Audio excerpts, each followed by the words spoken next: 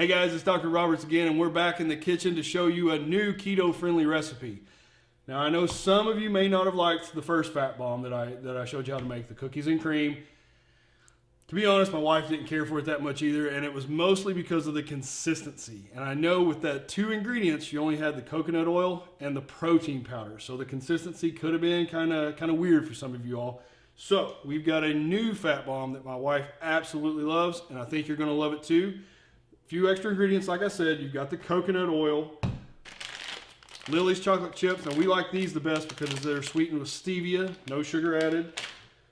Peanut butter. Now you got to read the label on your peanut butter. Your peanut butter should only have 2 simple ingredients, and that's peanuts and salt. If it has any extra ingredients other than that, don't buy it. And our next ingredient is going to be salt, and we use pink Himalayan salt. This is a healthier option as opposed to your white table salt. And the last ingredient in this fat bomb, cream cheese. That's it, guys. 5 simple ingredients. It doesn't take hardly any time to make. We're going to show you how to make it right now. Okay, let's show you how to make these awesome fat bombs. So the first thing that you're going to have is an 8-ounce block of cream cheese. Now, if your cream cheese isn't room temperature, if it's kind of solid, just throw it in the microwave for about 30 seconds, 45 seconds, maybe even a minute. That'll get that cream cheese nice and soft. Okay, and the next ingredient that you're going to have is 1 cup of peanut butter. And the last ingredient for this first part is just going to be a 1/4 cup of coconut oil. Now you're going to put all these in the bowl, and you're going to use a hand mixer to get it nice and creamy.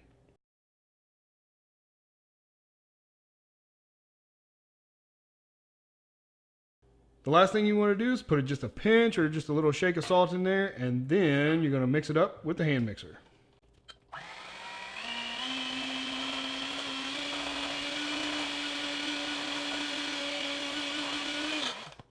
And there you have it. Once you have the ingredients mixed together nicely, pop this bowl in the freezer for about 10 minutes, and then we'll move on to the next part. Okay, once you get the bowl out of the freezer, you'll be ready to roll the mixture into teaspoon-sized balls, just like this.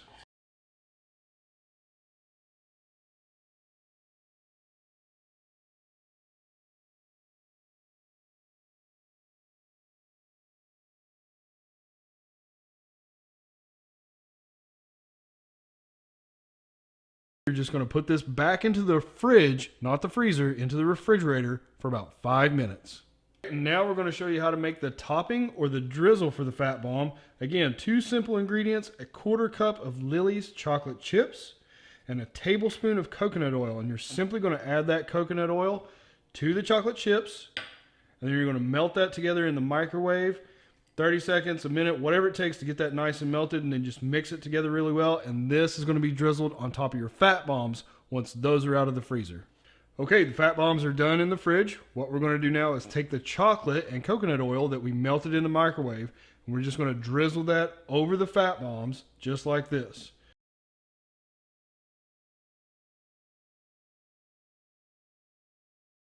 Once you've drizzled all the chocolate over the fat bombs, that's pretty much it, guys. You're just going to put them back in an airtight container, keep these stored in the fridge, and it's going to be your go-to snack anytime you need something sweet.